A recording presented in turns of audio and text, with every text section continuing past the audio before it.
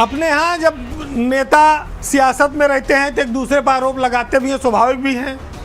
तब कहा जाता है कि भाई अरे किसी की धोती ना खोल दो, किसी की धोती ना खींच लो, इस तरह के कई बार गंभीर आरोप लगते हैं। तो धोती खींचने के पीछे तात्पर्य ये माना गया कि धोती बड़ी आसानी से खुल जाती है खींचने पर, इसलिए धोती ना खींचो नहीं आदमी नंगा हो जाएगा। और इसी समस्या को समाप्त करने के लिए नेताओं ने धोती छोड़कर कुर्ता पैजामा और पैंट और कुर्ता पहनना शुरू कर दिया था। और कई लोगों के तो पैजामे में इलास्टिक भी होती है। लेकिन हम इन दिनों उत्तर प्रदेश के डिप्टी सीएम ब्रजेश पाठक का एक नया रूप देख रहे हैं। ब्रजेश पाठक इन दिनों धोती में देखे जाते हैं और उनको अचानक धोती में देखकर जो बदलाव आ रहे हैं उससे लोग हैरान हैं। जो आदमी हमेशा कुर्ता पैजामा में फिटफाट रहता था वो अचानक से धोती में आ गया और उन्होंने अपनी लग्जरी गाड़ियों को हटाकर साधारण एक बोलेरो गाड़ी से आजकल वो चल रहे हैं। अपनी फ्लीट में उन्होंने ये बदलाव कर लिया है। चलो भाई, धोती कुर्ता पहन लिया, शरीर के आराम के लिए पहन लिया, हवादार है, वो तो समझ में आता है। लेकिन गाड़ी लग्जरी और रहेगी तो अच्छा चलेगी। अब छोटी गाड़ी ले लो, बोलेरो में कौन आराम है? ये बात लोगों के समझ में नहीं आ रही है कि प्रदेश का इतना बड़ा नेता डिप्टी सीएम सरकार में उसने अचानक से ये सब बदलाव क्यों किए। इसको लेकर काफ़ी चर्चा है, क्योंकि पाठक जी एक सरल व्यवहार वाले नेता हैं। वो लोगों से आसानी से मिलते हैं, बातचीत कर लेते हैं, लेकिन वो कौन सा काम किस कारण करेंगे ये किसी को हवा नहीं लगने देते हैं। जानकारी वो सबकी रखते हैं, लेकिन अपने मामले में वो पत्ता भी नहीं खड़कने देते। तो लग्जरी गाड़ी छोड़कर उसका त्याग कर कर वो बोलेरो क्यों सवार हुए, ये एक बहुत बड़ा सवाल है। ये स्वेच्छा से किया गया है या किसी कारण से? क्योंकि भाई ये गाड़ियाँ उतनी तेज नहीं चल पाती जितनी तेज फ्लीट चलेगी। ये तो छोटी गाड़ी है और इतने बड़े पद पर बैठे हुए व्यक्ति के लिए इतनी छोटी गाड़ी से चलने की क्या जरूरत है? क्या मजबूरी आ गई? तो ये भी बड़ा सवाल पैदा हो गया है। तो परिधान और वाहन दोनों में जो बदलाव आया है ये क्या संकेत करता है? भाजपा में अटल बिहारी वाजपेयी जी एक ऐसे नेता थे, आप ये कह लीजिए अंतिम नेता थे, जो साधारण जीवन शैली को प्रिफर करते थे, उसी के साथ रहते थे। उनका परिधान भी उसी तरह का था जो आज पाठक जी पहन रहे हैं, यानी कि धोती कुर्ता। और अटल बिहारी वाजपेयी की जो छाप है वो आप लखनऊ में आज जगह जगह महसूस कर सकते हैं।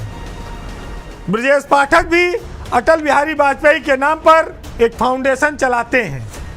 तो ये कहा जा सकता है कि वो उनसे काफ़ी प्रभावित हैं, प्रेरित हैं, और इसीलिए शायद उन्होंने धोती को अपने परिधान में रेगुलर तौर पर अपनाया है। सब चीज़ें उनकी सही है। अटल जी उच्च कोट के राजनेता थे, उनके आदर्श आज भी लोग दुहाई देते हैं उनकी। उनके पद चिन्हों पर चलना गौरव की बात है। वो दलीय बंधनों से मुक्त थे, दलीय व्यवस्था से ऊपर थे। विपक्ष के लोग भी उनका बहुत सम्मान करते थे। ब्रजेश पाठक भी उसी रास्ते पर हैं। वो उनके लेवल पर तो मैं नहीं कहता पहुंच गए हैं, लेकिन वो अटल जी की परंपरा को आगे बढ़ाने की कोशिश कर रहे हैं।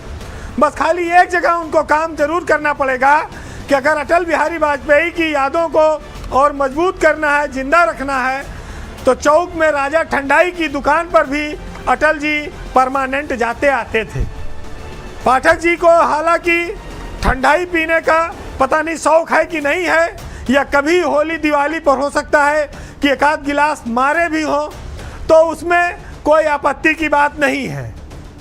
जिसका आदर्श, जिसका नेता सर्वधर्म संभाव के लिए जाना जाता हो, सबका खाना पीना खा लेता हो, जैसे राम थे कि वो भेदभाव नहीं करते थे, सबरी के जूठे बेर भी खा लेते थे। और ब्रजेश पाठक उसी राम राज्य वाली पार्टी से आज निकल कर आए हैं, डिप्टी सीएम हैं, उसको आगे बढ़ा रहे हैं। तो अटल जैसा बनना तो कठिन है, लेकिन उनकी अगर कुछ गुणों को, कुछ आदतों को अगर वो अपना लें तो लोगों के लिए और आसानी होगी और पाठक जी भी एक अपनी अमिट छाप प्रदेश में, देश में छोड़ते चलेंगे। फिलहाल आज के पावर सेंटर में इतना ही। बाकी आप खुद अंदाज़ा लगाइए कि परिवर्तन के पीछे कारण क्या है। लेकिन हम लोग जिस समाज में हैं, मनुष्य अपनी इच्छा शक्ति से बड़े से बड़ी चीज़ों पर विजय प्राप्त कर सकता है, चाहे वो सियासत में हो, चाहे नौकरी में हो, व्यापार में हो, कहीं हो। और इस विजय में अगर लोगों का विश्वास आपके साथ शामिल है तो आप असली और सच्चे नायक बन जाते हैं। मुनव्वर राना साहब का आज इसी पर एक शेर है, सुनिएगा। हमारे और उसके बीच एक धागे का रिश्ता है, लेकिन हमेशा हमें वो सगा भाई समझती है, और तमाशा बन के रह जाओगे तुम भी सबकी नज़रों में। ये दुनिया दिल के टाँकों को भी तुरपाई समझती है, और मैं हर एक एजाज़ को अपने हुनर से कम समझता हूँ। हुकूमत भीख देने को भी भरपाई समझती है। नमस्कार।